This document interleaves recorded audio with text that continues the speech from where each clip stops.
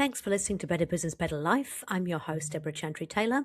We're going to do something a little bit fun now. This podcast, would you believe, has been going since 2020. It started off as a bit of a fun hobby, and now some 5 or 6 years later, we're 260 episodes in and still going strong. Each week I produce a new episode, but I thought it might be fun to bring back some of the old episodes and leave them just exactly as they were. So no tweaks, no edits. So there might be a little bit of poor quality in there, but at least you'll get to see and hear from some of the most amazing business people that I've spoken to over those 5 or 6 years. I really hope you enjoy the episodes, and don't forget, if you ever need any help, just reach out to me. I'm only an email away, deborah@businessaction.com.au or deborah@businessaction.co.nz. Better Business, Better Life, here to help.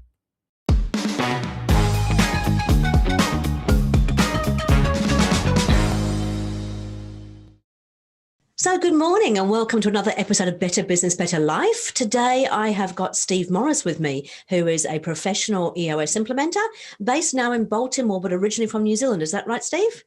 Yes. Good morning, Deborah. How are you doing? I'm very well, thank you. Hey, look, I'm really excited to hear from you because I know that you're a passionate sailor.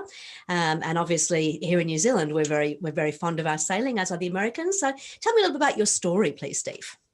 Well, sure. So you can see behind me on the wall up here, this white boat, and that's Fisher and Paykel, New Zealand. So my first job out of college was working for Grant Dalton on Fisher and Paykel back in 1988, 1989. It's a while ago now.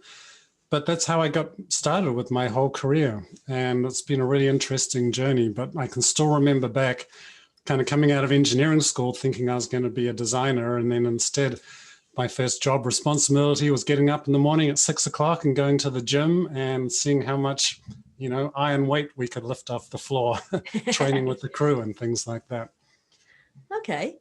And so Grant is a bit of a well-known man over here. What was it like working with him?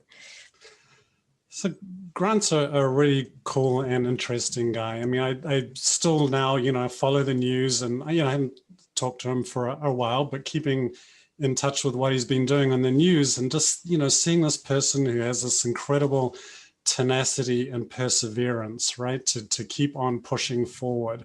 Yep. And that's who he was, back when I was working for him, and, he was the skipper on Fisher and Paykel.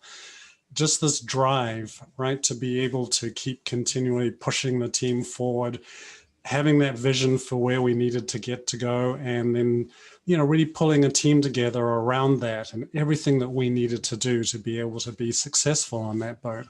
So it was a wonderful start to my career to be able to work for somebody like that and to be able to see, really what incredible leadership really was.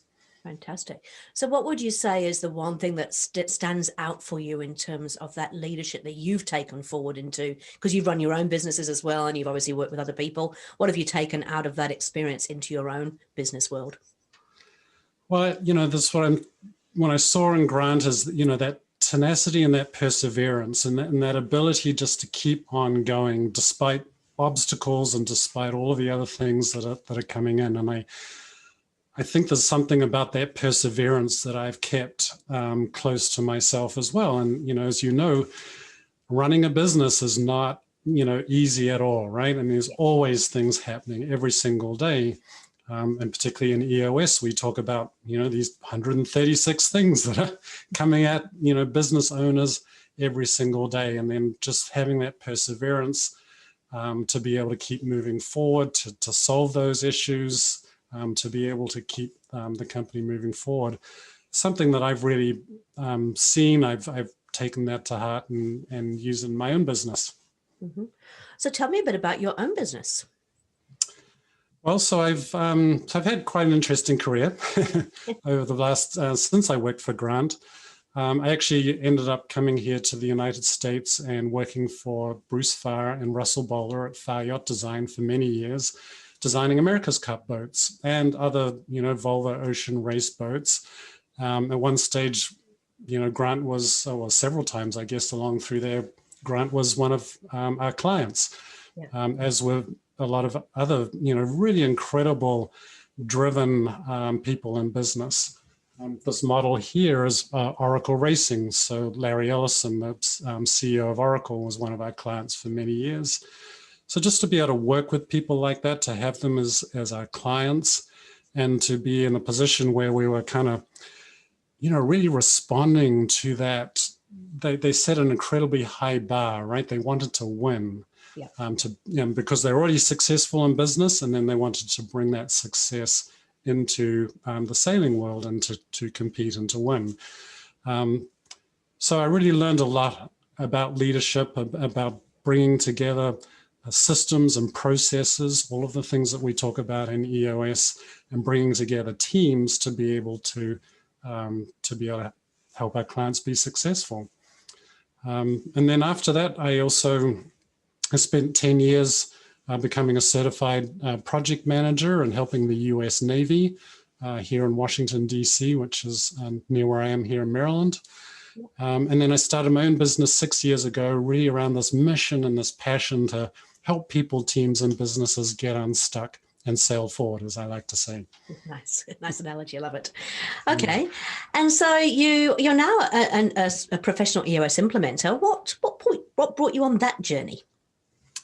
So I was doing a lot of leadership team development work with my clients in my business, and really sort of seeing like I was able to get them sort of so far down the track of becoming more healthy and successful as a team. But then I was sort of searching for something a little bit deeper with a little bit more structure around it. And I was introduced to traction in EOS, and I immediately fell in love, because here at last I sort of had found these tools that I wished I'd had, back when I was in the yacht design days and pulling together teams and running the yacht design business, but also to have a framework that had been used. It's a complete proven system of a simple set of practical tools that have been used in 10,000 businesses. Yeah. Right. So there's a lot of knowledge. There's a lot of all of the testing and the trialing of that, has been done. And now we have this set of tools that we know that when we apply them in the framework that we have and work with our clients, and we go on the journey that we go on with our clients, then we will get to success. And I just love that. Yeah.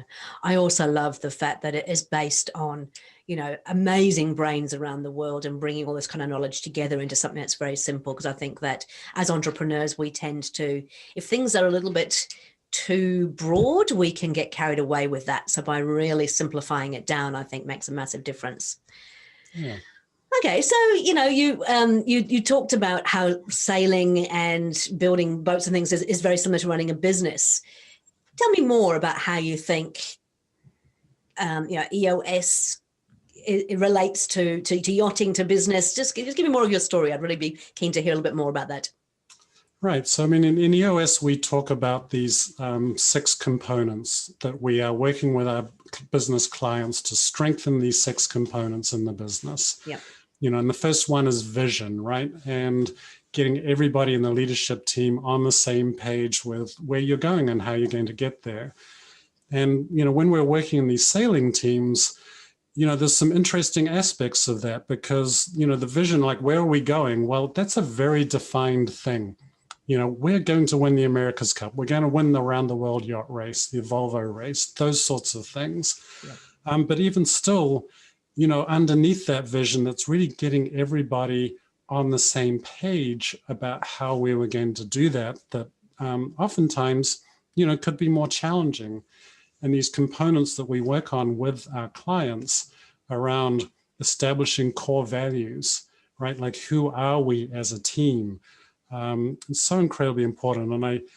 And as I look back over my career, and as I look back with the really successful teams that we worked with, and other teams that, had resources but weren't so successful, I really sort of see that those successful teams were built around this idea of establishing core values and figuring out, like, who we really are as a team, and then being very deliberate and intentional about how those were used, as the team was put together. Absolutely. Hey, have you ever seen any sort of challenges around getting people on that same page?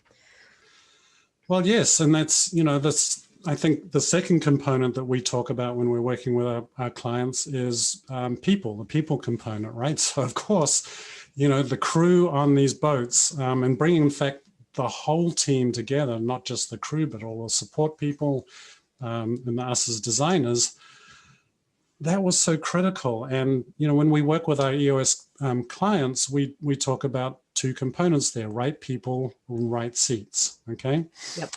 And so right people are people who share our organizational core values, and right seats are people who are really great at their job. And when I look at that, I sort of see, well, when we had these really successful teams, and perhaps, when we had great resources, like the temptation is to just go and, hire and contract the best people that you can find, like the most expensive, the top sailors, let's just get them all, right? Top shelf the whole way. But then you get everybody in a room like that, and that's when it's sort of like it starts getting a little bit, why are these people here? What are their motivations? And if we haven't had that conversation and that intentionality around core values, then it didn't work, right? Just sort of getting all of the very best people and putting them in the room doesn't mean that they're going to work together. And one of the best campaigns that I still remember that I worked with was actually the Ilbrook Round the World campaign. This is way back in 2001, 2002. The skipper, John Kostecki, was an American. He had Ross Halcrow, who was a Kiwi and one of my crewmates on Fisher and Paykel. They were so intentional about how they built that team. And it really was around this idea of core values and who are we as a team, and each new person coming onto the team, did they fit? Yeah. Did they fit on the team? Did they fit the culture like a glove? Are they really coming in and bonding on the team? And then that, when I'd go sailing with them, it was a very different environment than I had experienced oftentimes. And of course, they went and dominated, that edition of the Volvo Around the World yacht race and won. Yep. So the proof's in the in the results. Yeah, absolutely. Cool.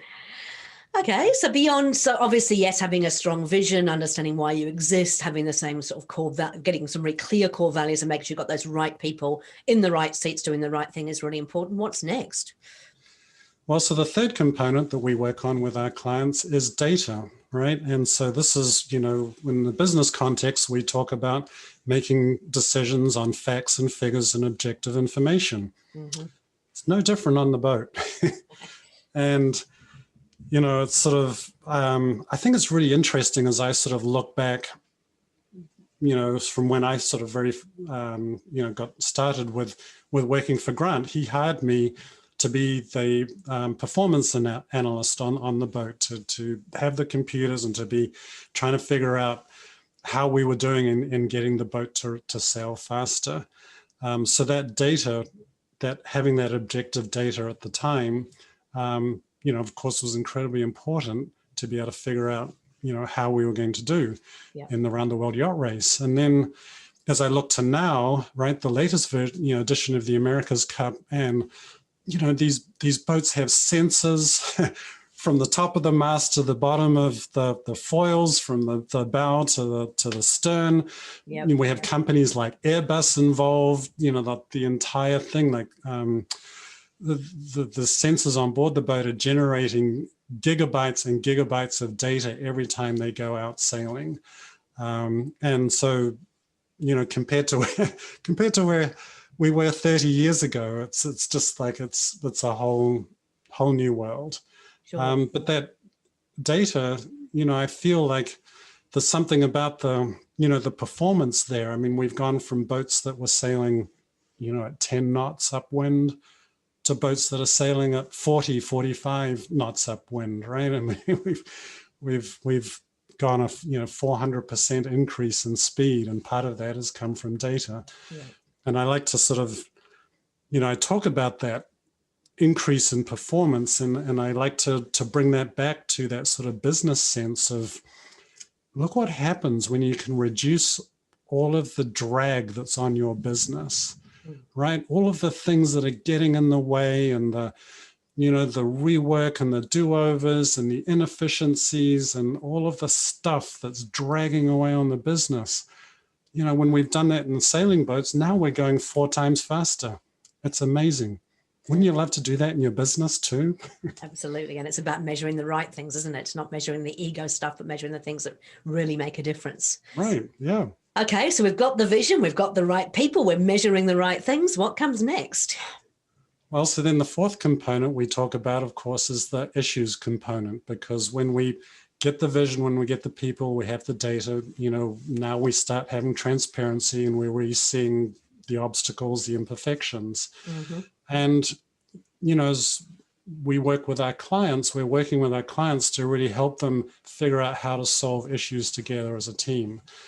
And, when you look at the recent America's Cup, what stands out in my mind is, American Magic, right? The US Challenger, that fateful jibe they had around the top mark there, and got hit by a gust, boat's up in the air, and then suddenly slammed down on its side and gets a hole in it. Now the boat's starting to sink. I mean, what a challenge, what an issue, right? That now the team's got to come around and work together to be able to save the boat. And of course, then to also see all of the other challenges coming in, and Team New Zealand as well, to be able to help save this boat and get them ready to sail again. And they get the boat back to the dock, right? And on the hard and inside the shed. And this, now everybody has to come together to patch the boat and to, to repair it and to be able to get it ready to sail again. And this is really where, if you've put the training in, if you've done the team building, if you've built the trust, all of those things now allow, the team to be able to come together to solve issues together, to solve them quickly and to have them go away, instead of having them, if you don't have that trust, if you don't have that team building, then things can have the potential to devolve, right? You can get into the finger pointing and the blame and the, complaining. And also not dealing with the real issues, right? Because we've seen this with the businesses we work with. Sometimes the issue that is presented is not necessarily the real issue. And so having the healthy team that's prepared to go a bit deeper and sort of actually really solve those issues at the root cause.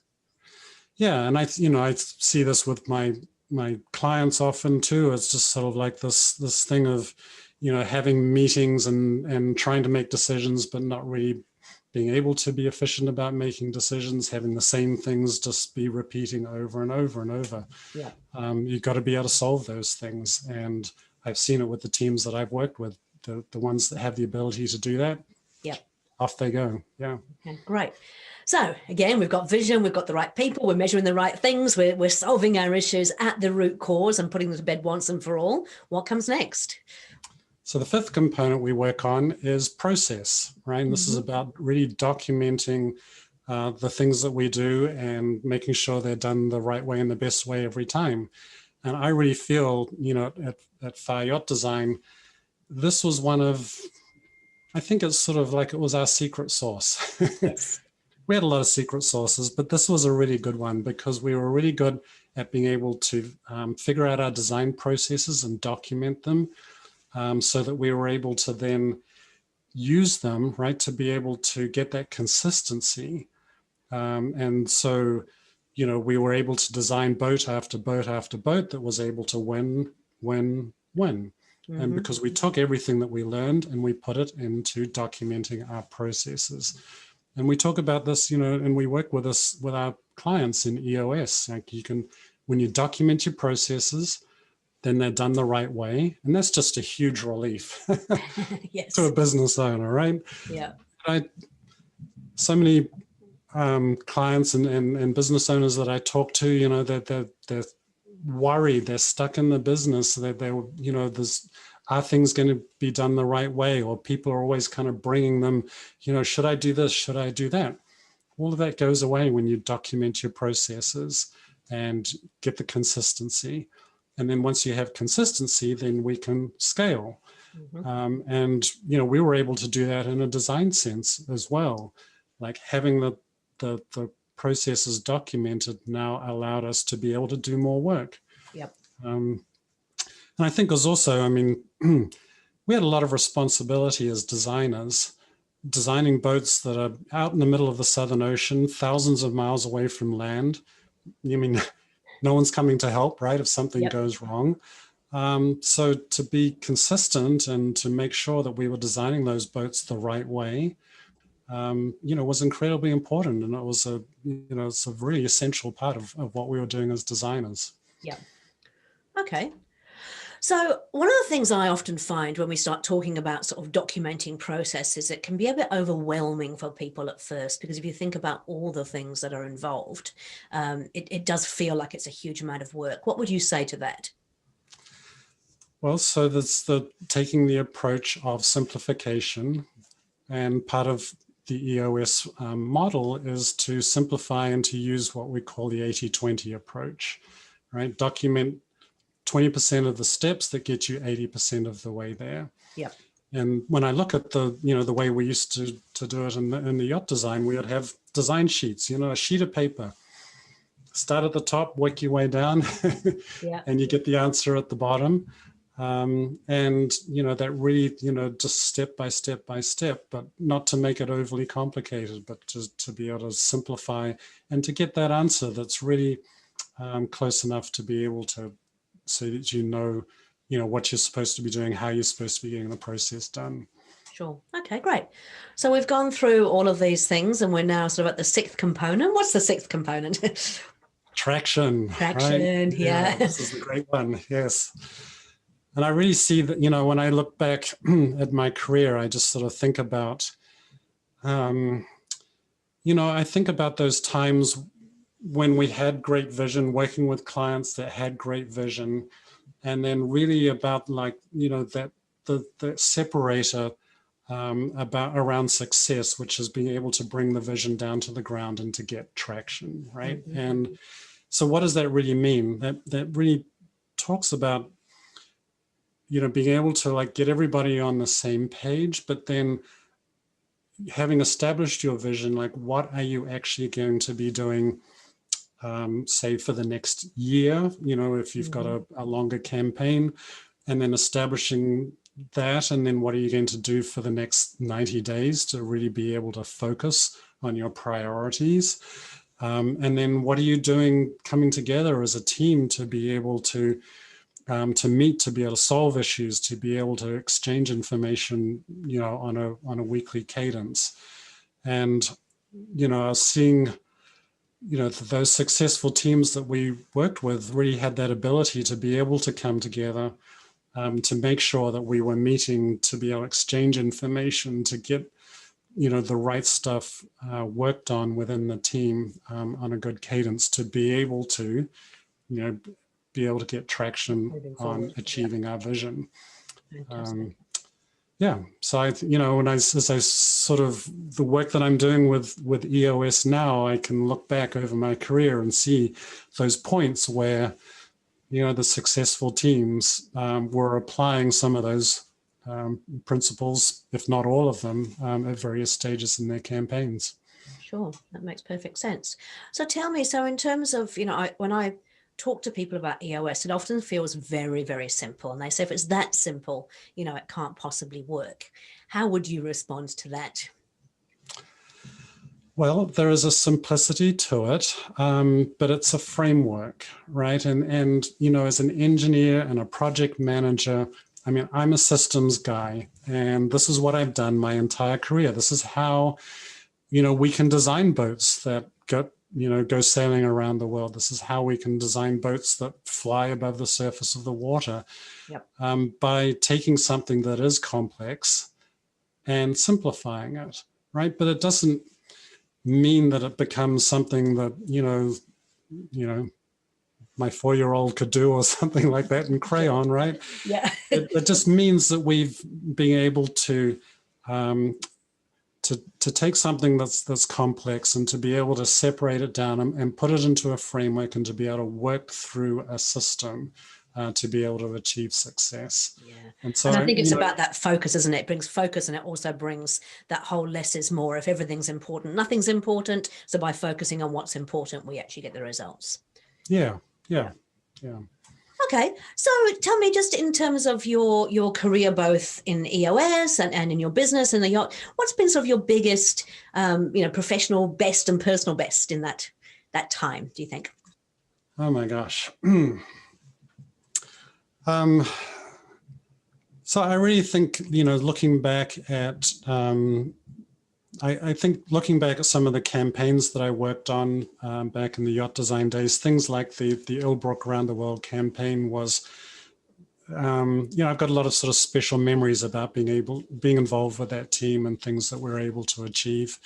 Also Oracle Racing, I mean, that was another big time in my career, having a lot of responsibility about how we were pulling that design together and the things that we were doing with that. I really look back on those, with sort of like a lot of sense of achievement about how we were able to move our capabilities forward in terms of what we're able to design and what we're able to achieve working together with teams. Yep. On a sort of more personal level, more recently, in my business, I've been working with all sorts of teams and educating people and teaching people and being involved actually also with a lot of kids, helping them learn engineering skills. And there's a couple of girls in engineering school here in the US that wouldn't have been in engineering school if they hadn't been involved in some of the programs that I'd been running. And that's something I'm kind of happy about and proud of, awesome. Because we need more women engineers in this world. Absolutely. A lot more. Agree. Cool. So for our listeners, we like to always give them some practical tips that they can take away. So I really appreciate you sharing, your yachting analogy. I think it's absolutely fantastic. What were the 3 key things you would recommend people should look at doing to improve their business to get a better life? Yeah, so the number one thing I start working on with my clients is actually self-regulation and self-control. What do you mean by that? Well, so it's an interesting thing, right? So as leaders and managers, we are helping all of our people metabolize their stress. Like everybody's bringing their problems to us as a leader. So we have to help everybody working through their stress, but all of that ends up on our shoulders as a leader.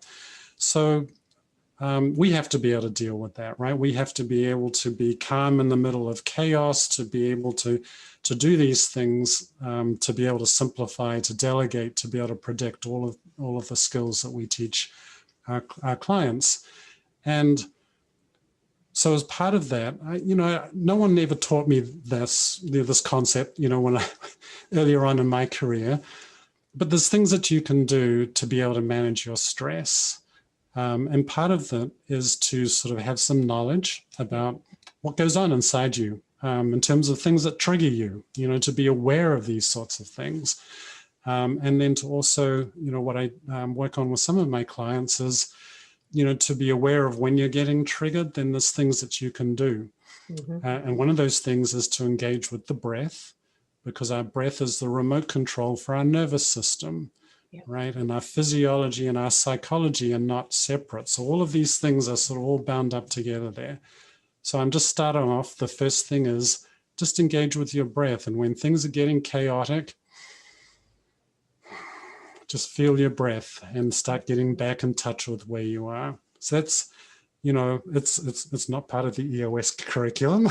No, but it's certainly, it's part of being a better person, which leads to being, better leader. Yeah, a better leader. I mean, it's sort of like what's that phrase? I'm not going to get it right, but it's sort of like if everyone around you is losing their heads and, you can't remember the rest of it now, but.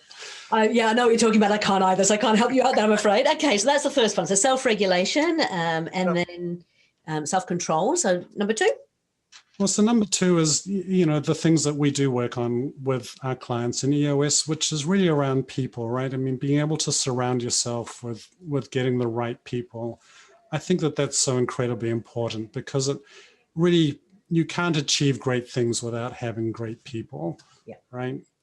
So I think that that's sort of like the second thing, is to really start looking at who you're bringing onto the team and your relationships with them, and building that trust, getting everybody on board with heading in the right direction. Perfect. So that's number 2. And the last one? The last one, well, I'm a systems guy, so it's, Yep. get a process in place, right? This is the project manager and the engineer and me. So anytime we've got a problem, bring a system or process in. Yeah.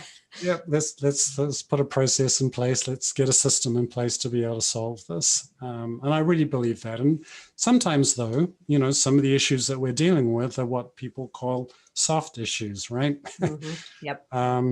Which are not soft issues at all. They're the hard things to deal with. How do you have a conversation with somebody?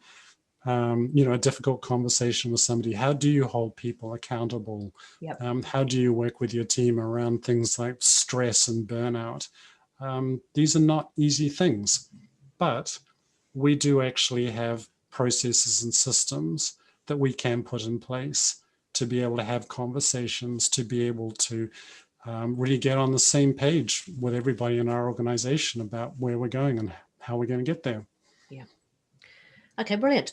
And I think, you talk about system and a process. I mean, in reality, EOS is an operating system. It's part of that, bringing that system into your business, which is what I think we both love about EOS. So yeah, okay, great.